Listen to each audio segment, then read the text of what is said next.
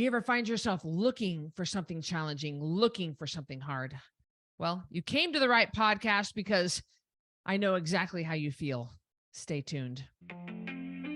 I'm Cristy Code Red, and you're listening to Rebel Weight Loss and Lifestyle, where we believe food holds the power to heal or poison, and we believe our society has been misled regarding proper nutrition and weight loss. You're in the right place if you're looking for some straight up truth, because I'm here to shed light on the lies and brainwashing that has taken place over the past 5 decades. Thanks so much for listening.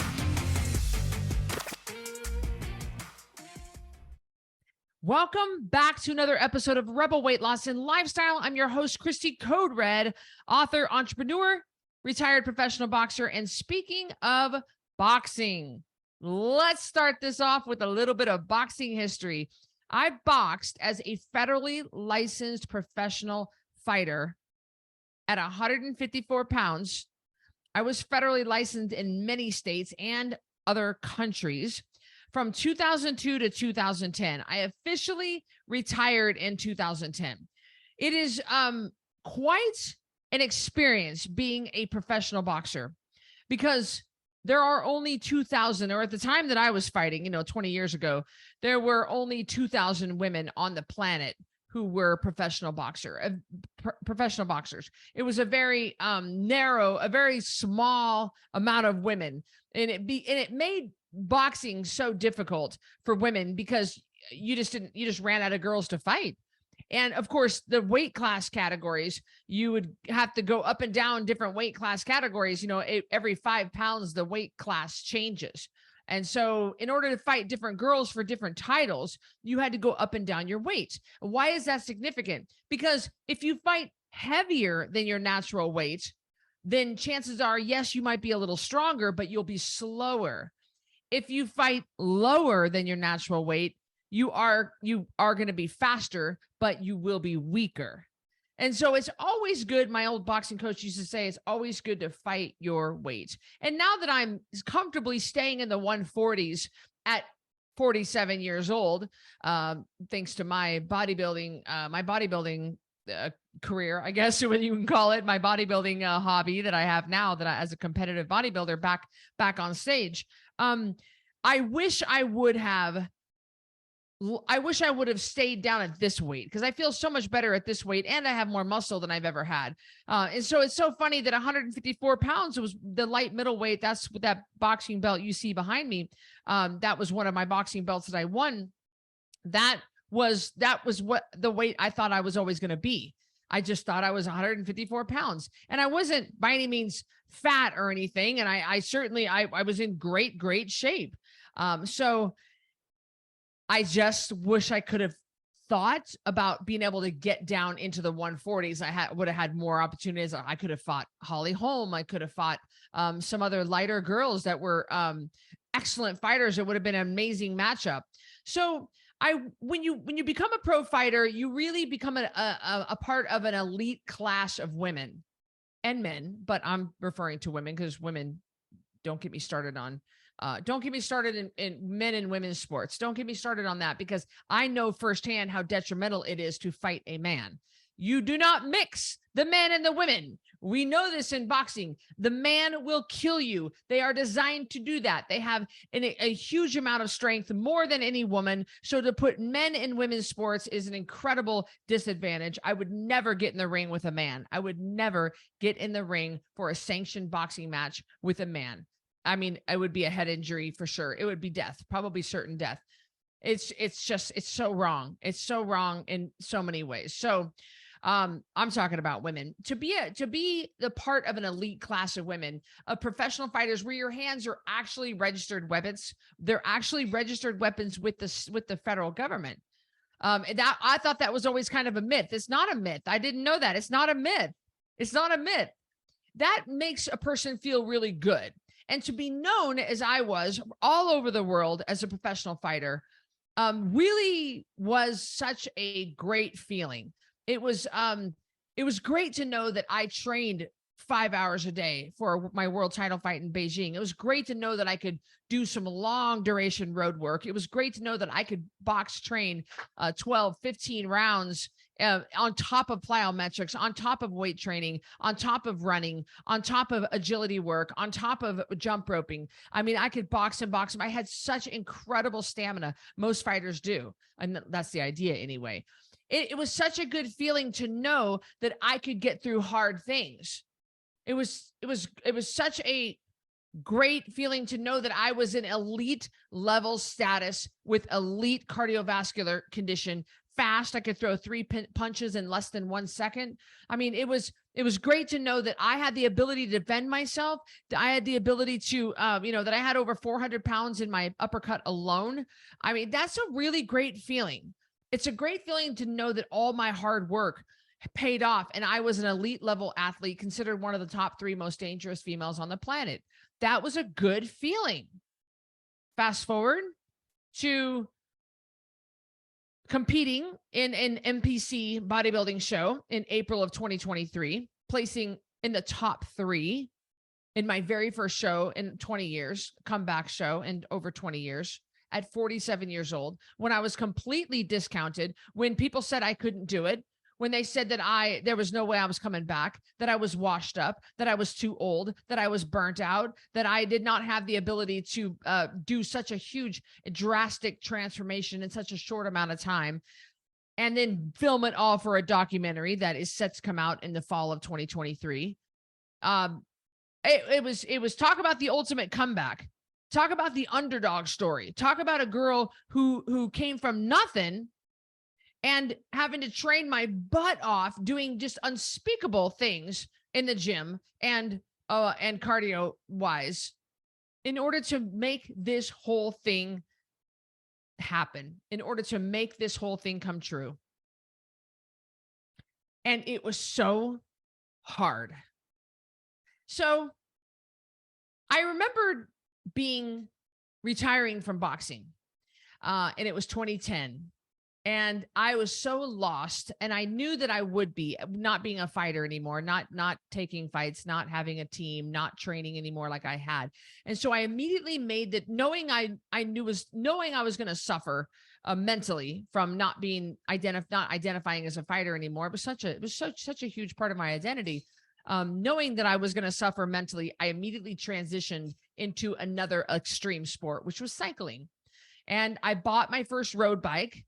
And and backing up a second, I went on a 100-mile bike ride, and I borrowed somebody's bike that didn't fit me. I'm tall. I'm a tall girl. And so if you try to fit into a bike that is too small, your body will be rounded into like a donut shape, and your back will have spasms, and you got to be able to stretch out your body, and ergonomically it has to fit. Well, this bike didn't fit because I didn't own a bike and I borrowed a bike. I was thankful to have it.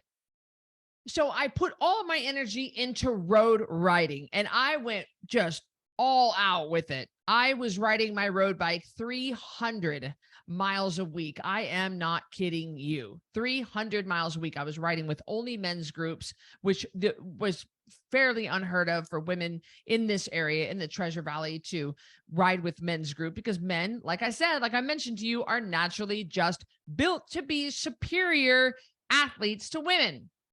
They're built stronger, with more bone density, with more muscle mass, with different VO2 max. I mean, the whole everything about the man is different than the woman. They have more testosterone. They are stronger athletes. I don't know why our society is so hung up on this. This is why we don't usually mix the men's and the women's sports here. Come on, you know? And so for a woman to actually ride in a men's group of cyclists and keep up was just really very, very rare without falling off the back.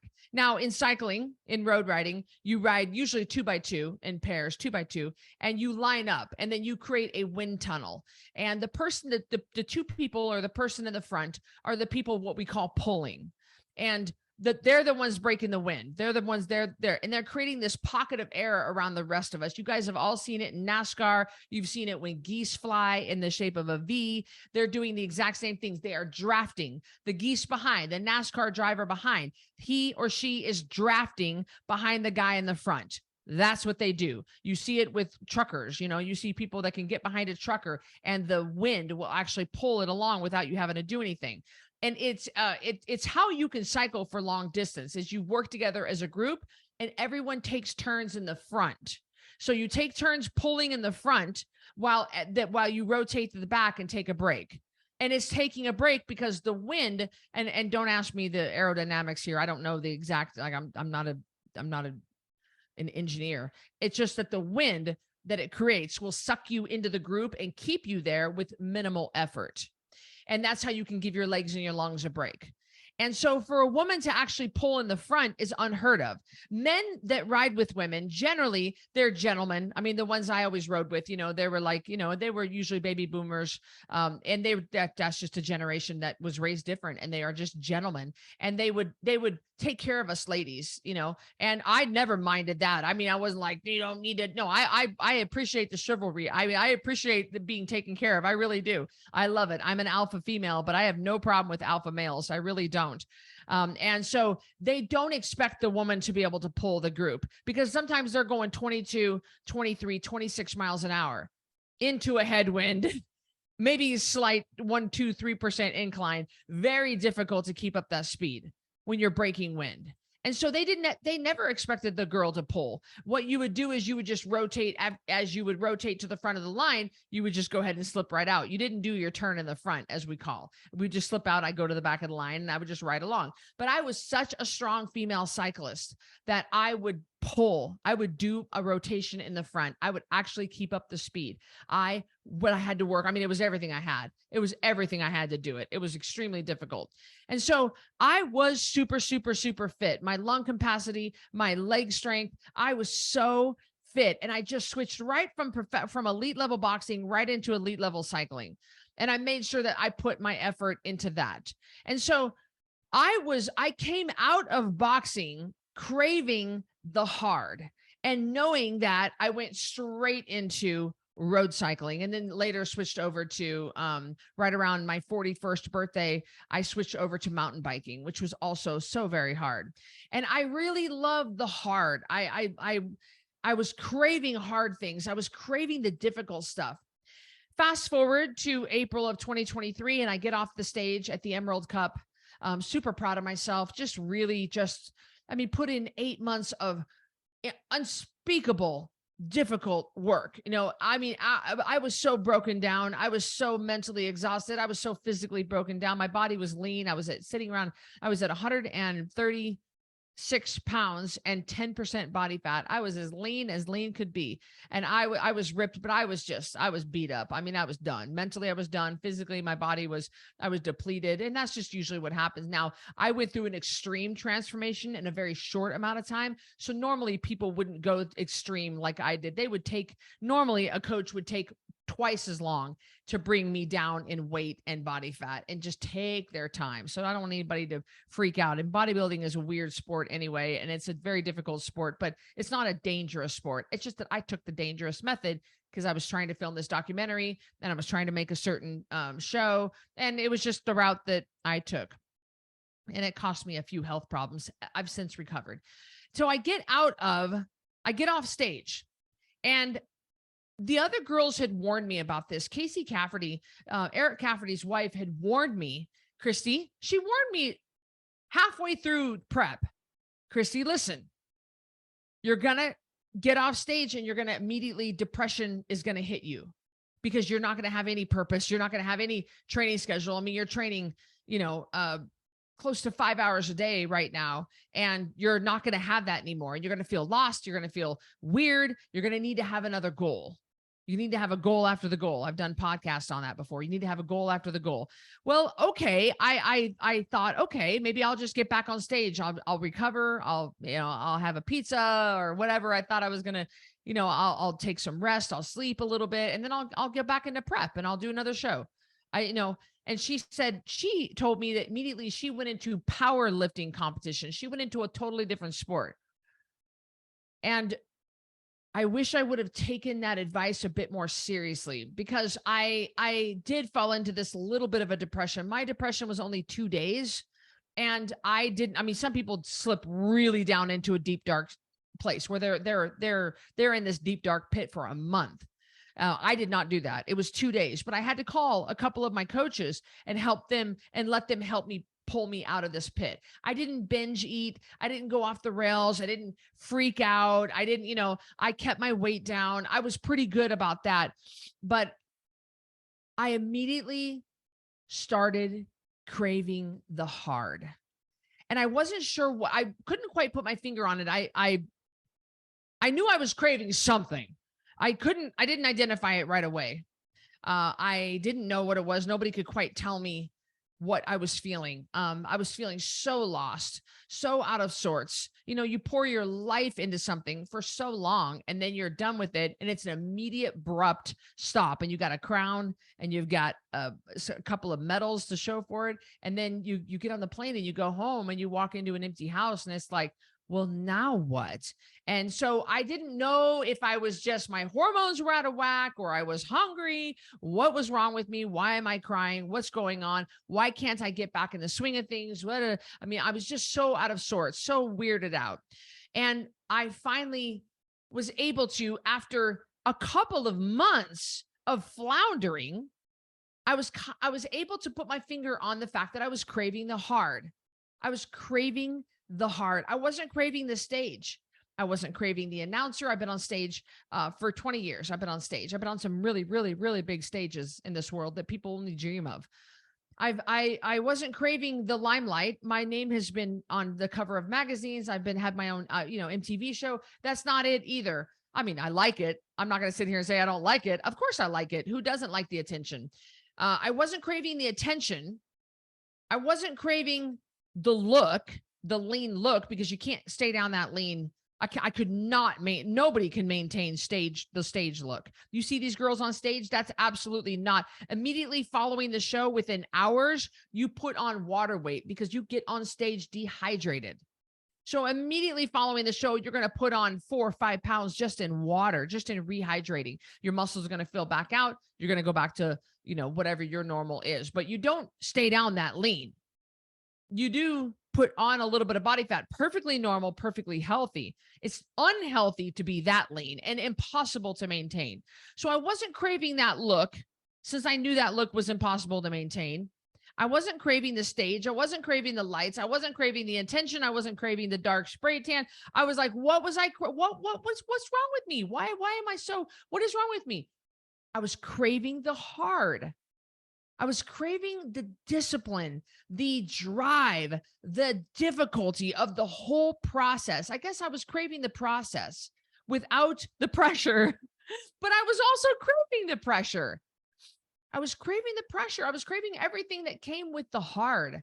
The pressure, the text messages between me and my coach, the people watching me, people cheering for me, knowing that I was going to have to produce, knowing that it was expected of me, knowing there was a few $100,000 documentary on the line, knowing the world was going to watch me. That was making the whole process hard. And I was craving that part. I wanted the pressure.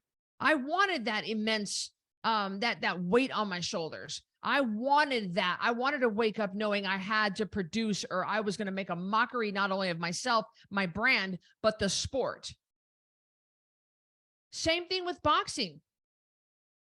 If I hadn't transitioned over to elite level cycling, I would have slipped into it. I would have gone through the same thing. And that in elite level cycling was a perfect transition for me because it was hard. It was a different kind of hard. It got my mind off of boxing, and it got me, it got me on the right track mentally. And it got me focusing on something else and transitioning out of being a fighter. And I needed to transition out of being a competitive bodybuilder, at least for a little while my body healed. I'm always going to be Cristy Code Red. I'm always going to be Larry and Carol's daughter and Carrie's sister. I'm always going to be Auntie. I'm always going to be Hazel's mom. There's nothing wrong with those parts of my life. I'm always going to be the owner of Code Red. I'm always going to be the best weight loss coach in North America. I'm always going to own one of the best companies, Code Red. Those are all good enough reasons to live. Those are all phenomenal reasons to have a wonderful life. So why wasn't that enough for me? Why wasn't all that enough? I kept asking myself, because I was craving something hard. I wanted the pressure. I like having the fact that I knew that April 29th, I was getting on that stage. And that's what I lived, I breathed, I slept. Everything I did was geared towards April 29th. I lived in boxing for the next fight. The next fight was usually 1 month out. We had about 1 month in between fights. I mean, I did my first 7 fights 1 month apart. And I just lived for the next fight. I lived for the next one. And now I had nothing to live for. Had gotten out of bodybuilding, and I'd gotten off stage, and I had nothing to live for. I mean, I blew up my coach's phone. I was freaking out like, hey, when's our next show? When's our next show? Knowing I was slipping and I didn't know why. I just was like, I was grasping at things to hold on to. Because to me, it's not enough to be Hazel's mom. It's not enough to own Code Red. It's not just for me. It's not enough to be a daughter, a sister, an auntie. It's not enough. It's not enough for me. I needed more. I needed hard, really, really hard, in a healthy way hard, not in the way that I did it, the healthy way hard. I needed a show date, or I needed some sort of a goal. That's why I'm a big, big believer in short-term and long-term goals. You cannot have one without the other. You can't have just a short-term. You can't have just a long-term. And I didn't have a long-term goal. I thought I did, but it wasn't carrying me. I guess I didn't, because I was not doing well. And finally, I realized I'm craving the hard. So why do I tell you all this? And what does this have to do with you? Because I believe that you all go through phases where you crave the hard too. I believe, and I have heard this from you, it's not just my own speculation. I've heard my rebels say that they miss the pressure. They miss the difficulty of being a Code Red Rebel. I don't think it's that difficult, but I mean, you come join my VIP program, you're going to turn in your weight directly to me, and I'm going to see it. It comes right to my email on a nice, beautiful spreadsheet. And I'm going to actually see it, and I'm going to see all your weights lined up since you've been on VIP, and I'm going to see Friday to Friday to Friday to Friday, and I'm going to call you out on it. And you know that I expect 1% of that body weight to come off. I remember I sent progress pictures into my coach every single morning, and my weight and a picture of the scale. I mean, he didn't let me off the hook, not even this much. And neither do I when it comes to you. And I remember that feeling. I mean, it kept crap out of my mouth. Let me tell you, it kept me going. It kept me lifting. It kept me running. It kept me on the program. It kept me on the straight and narrow. Do you think for 1 second I'm going to disappoint him or myself? Because disappointing him is going to disappoint myself. It's going to let my fans down. It's going to make a mockery of the sport. It's going to make a mess of my documentary. It's going to be a mess. I knew I needed to show up. I knew I needed to produce good numbers. And I put that kind of pressure on you. And I believe you like it. I believe you crave the hard. Humans, if you look back at earlier man, they were explorers. They were hunters. We would set up a civilization. We would explore. We would migrate. We would populate.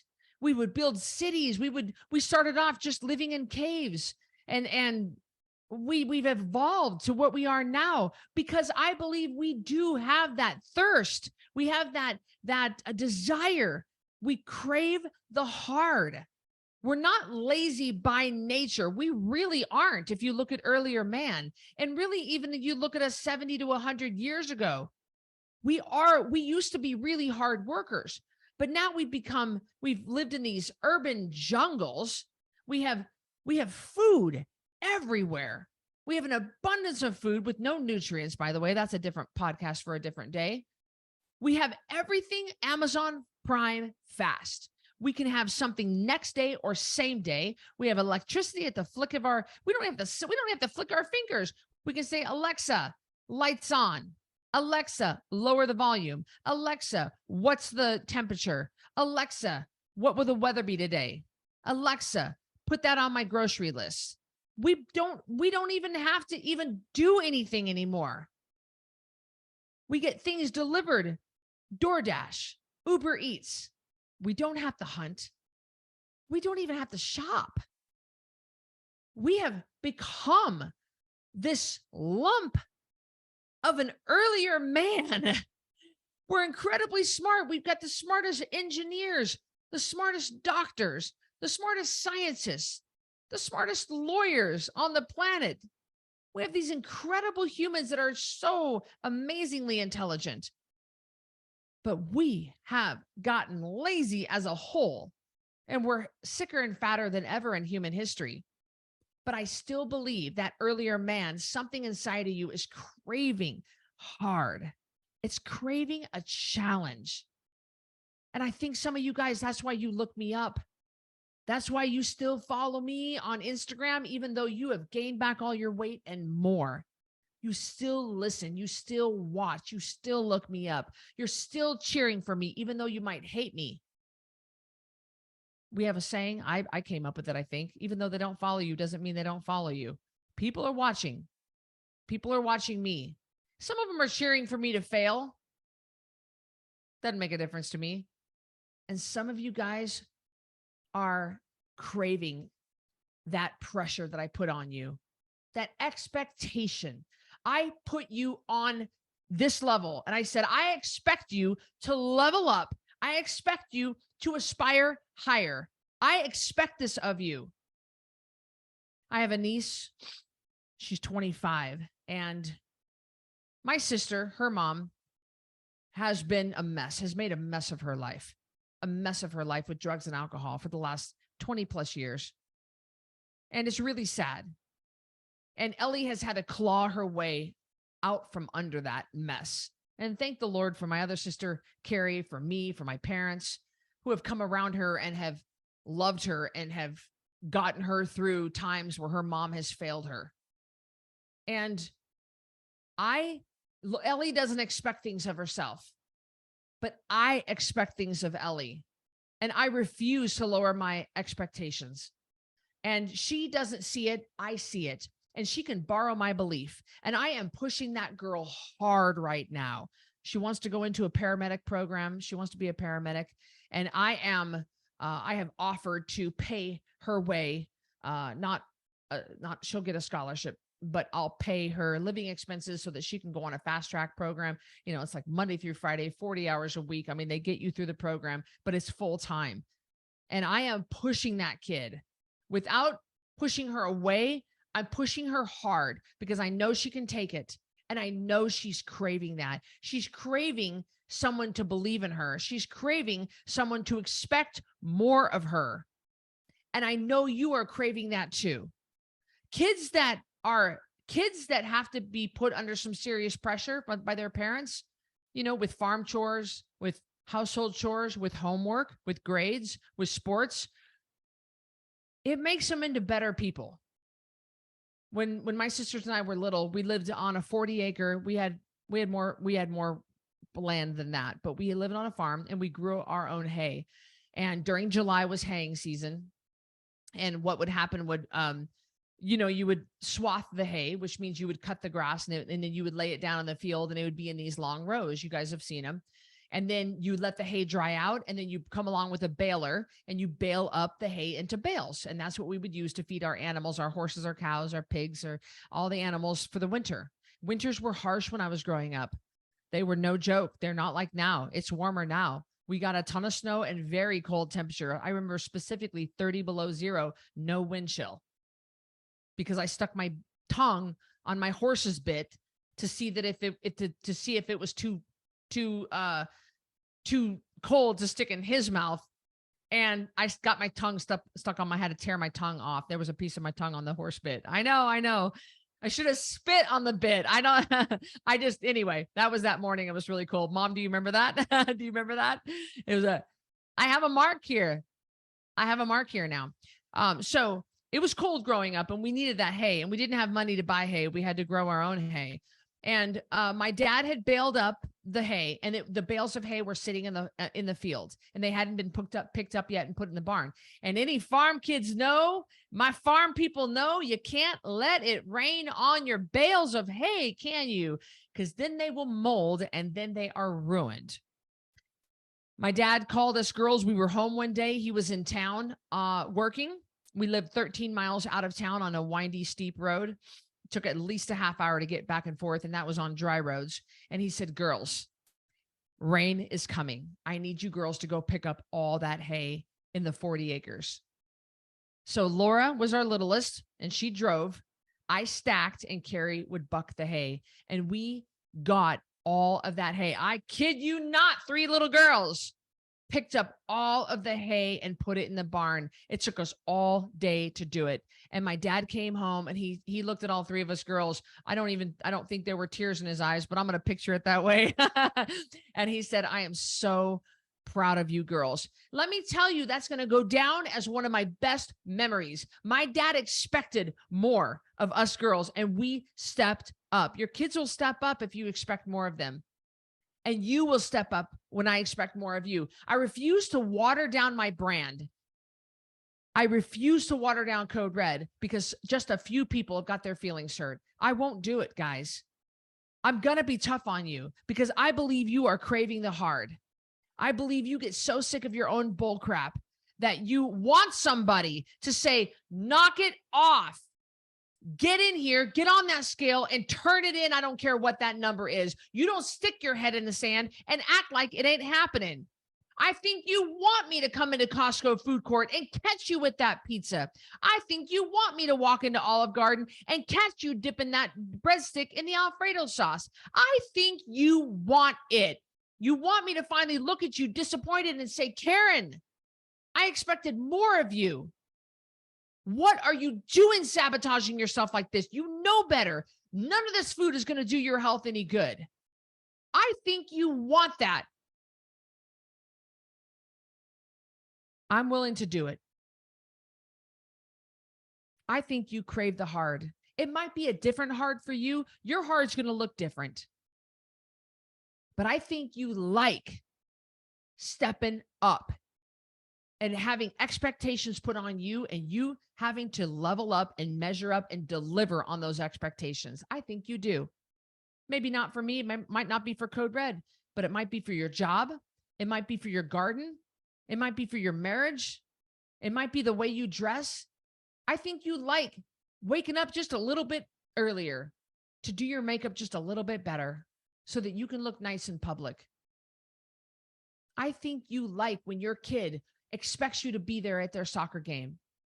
I expect you to be there, Mom. They don't say that. Your kids probably don't talk to you that way, but they really want that. They need that. They need that from you. They need you to be there.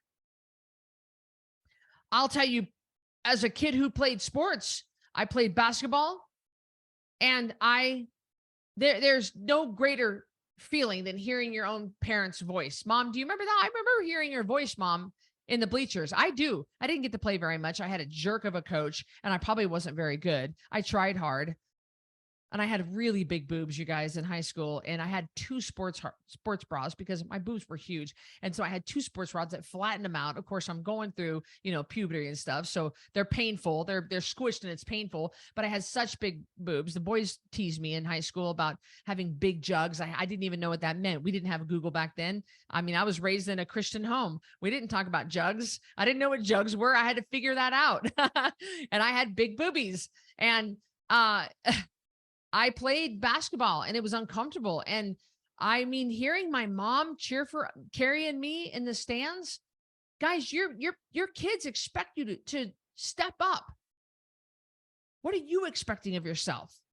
If you don't have any expectations for yourself, that's okay. Come to me because I do expect you to step up because I know what you are capable of. You are not the lazy person that you have turned into.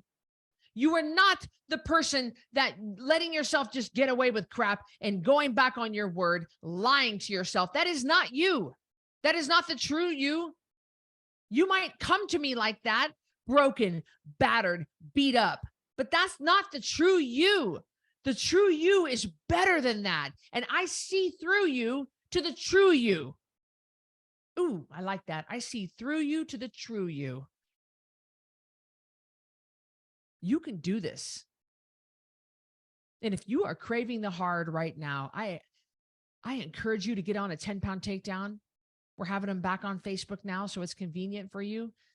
And I encourage you to get on VIP. That's where I'll really hold your feet to the fire. I expect more of you, and I know you can do this. You might be craving the hard, and when you are ready, I am ready for you. I'll see you on the next episode. Take care. Thank you so much for listening to Rebel Weight Loss and Lifestyle. If you are looking for some hardcore accountability to get and keep this weight off, look no further, because I've got VIP Connection. This is the ultimate connection to me, just short of me sleeping on your couch. You're going to get 3 daily messages from me in real time directly to you. You're going to submit your weight every Friday. We're going to go over it in a weekly meeting on Sunday nights, and I'm going to give you feedback. You'll have access to a monthly VIP breakfast with me in Boise, a monthly VIP supplement box, access to any workshop, any PDF promo that I hold for that month. You'll have access to the Ringside membership. And best of all, you'll have a fully customized nutrition program written just for you. We're talking about over $3,000 total value for $397 a month, and you can cancel anytime. Go to coderedlifestyle.com/VIP to check that out.